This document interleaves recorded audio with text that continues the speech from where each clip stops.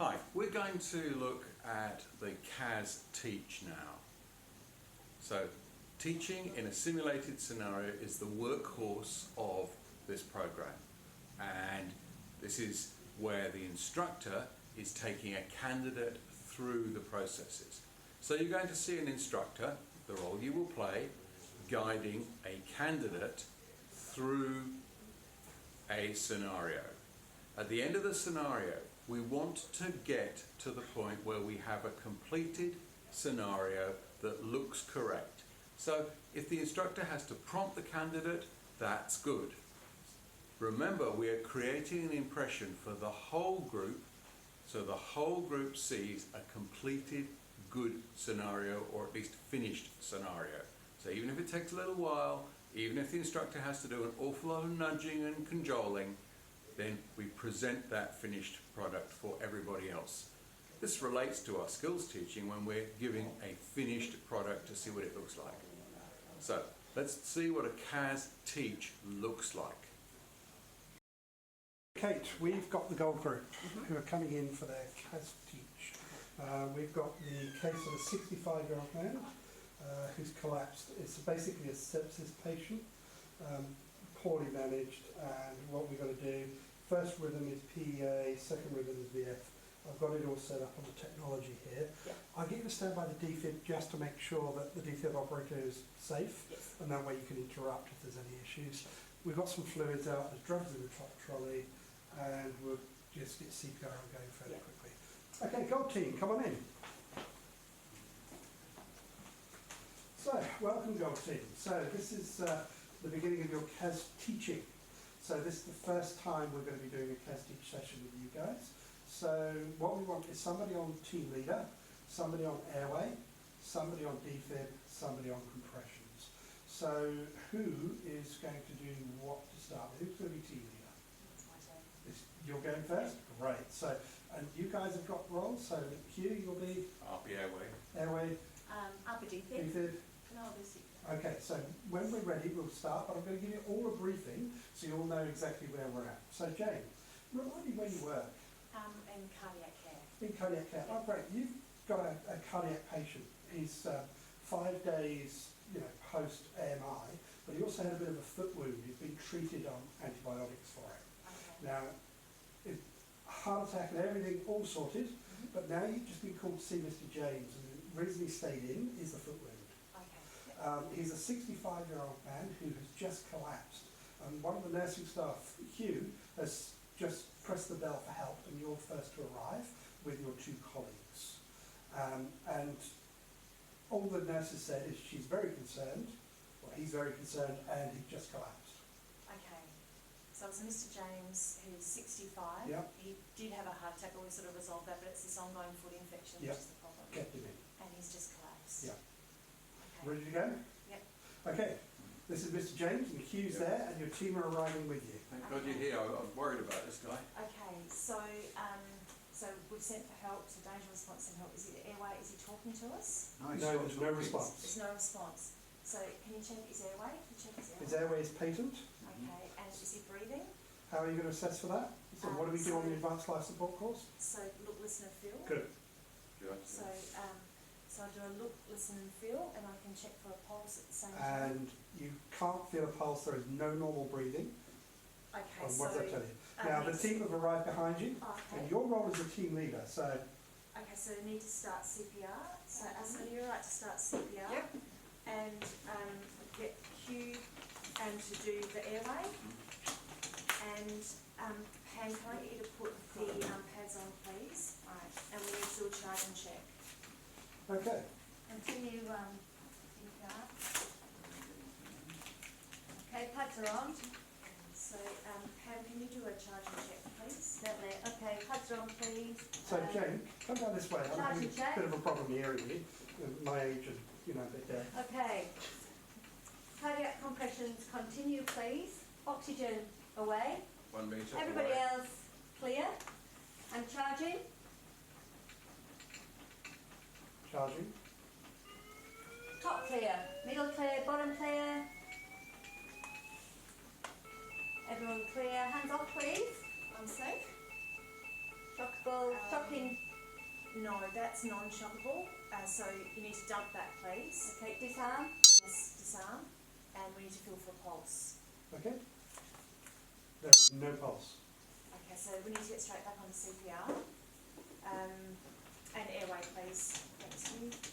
Okay, so when we check for a pulse there, have you had any interventions in the 10 seconds since you've done basic life support?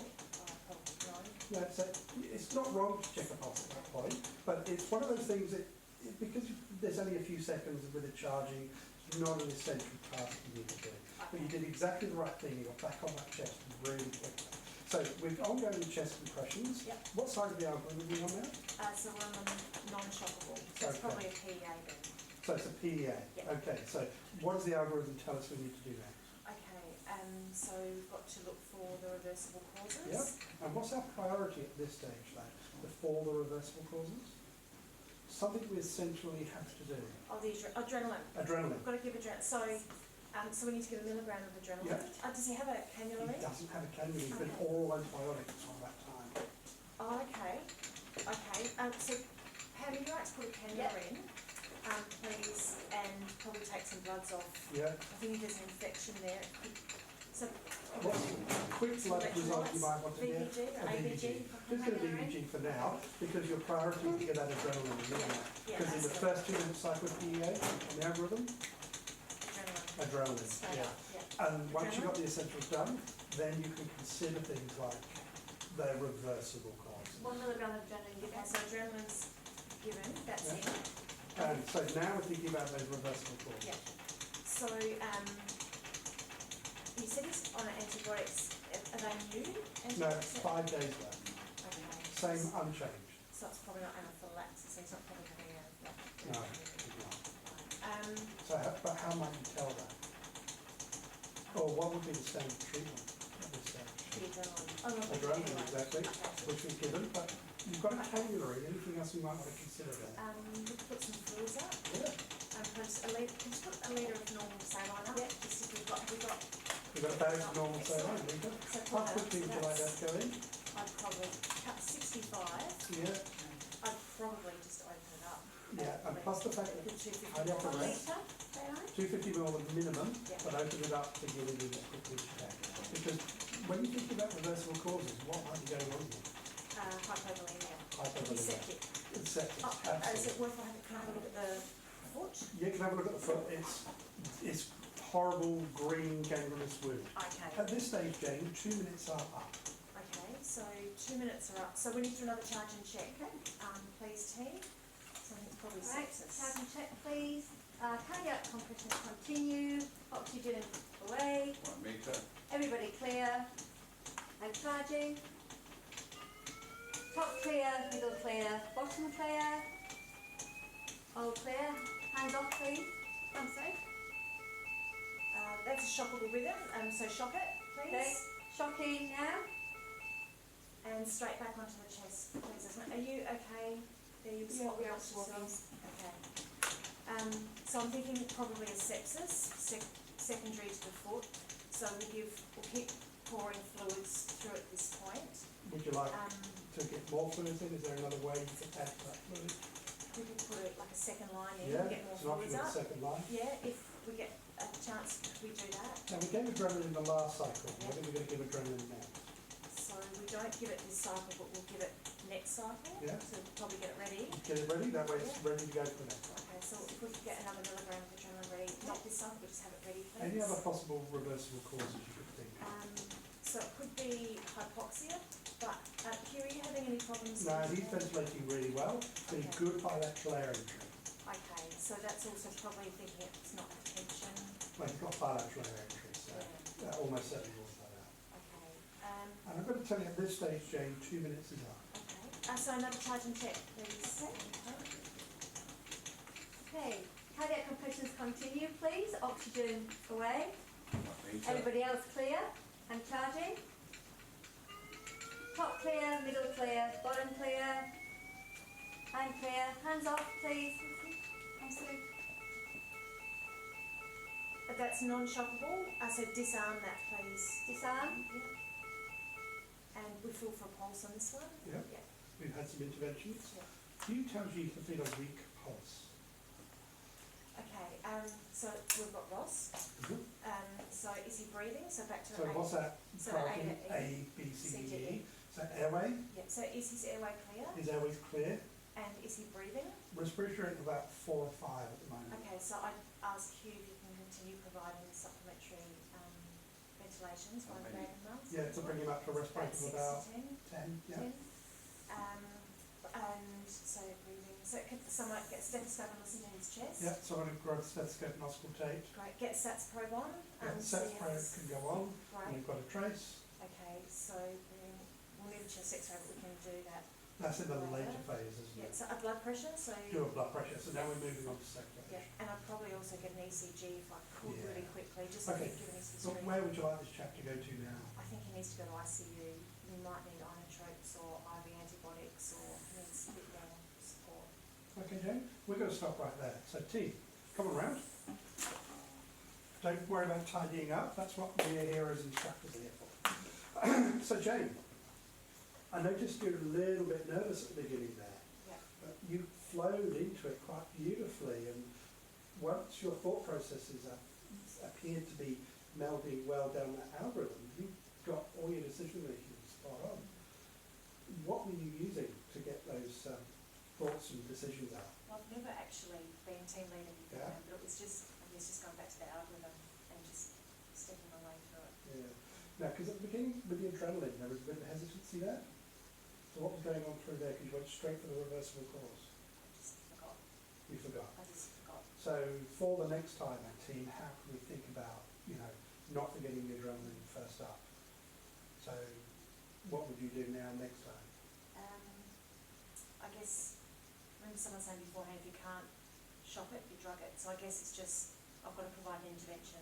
Yeah. Always provide an intervention after that first charge and check. So I'm Yeah. either going to give a shot of the drug. So Yeah, or not necessarily that way, because there's going to be times when you're not going to shop and not give the drug, okay. potentially, not on the first round, Yeah. and there's subsequent rounds. Yeah. But think to yourself, do I need to give it, once I've dealt with the defibrillator, do I need to give a drug? Mm-hmm. If the answer is yes, give it immediately. If the answer is no, consider your reversible causes. So you get the essential things done first, and then you can think about all those complicated issues.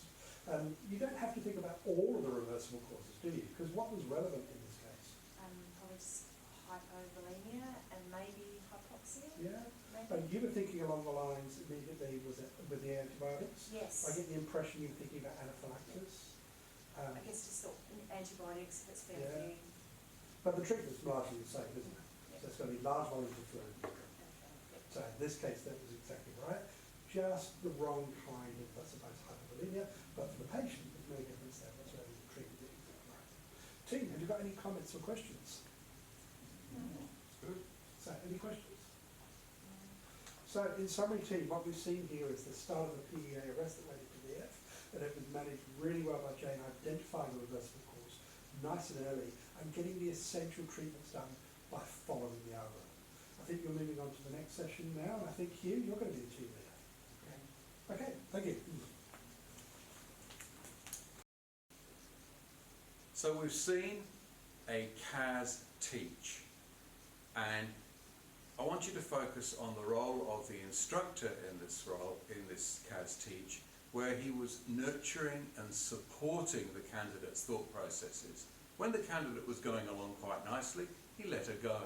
But when she needed a little nudge, a little help, he provided it and then backed off. So it's a fine line between letting them go without support and giving too much support that you actually just take over. And a good educator allows the candidate to feel their own way along that path. Notice the rest of the group saw the completed picture and felt that they had achieved the completed picture. So that's a CAS teach, very different from a test.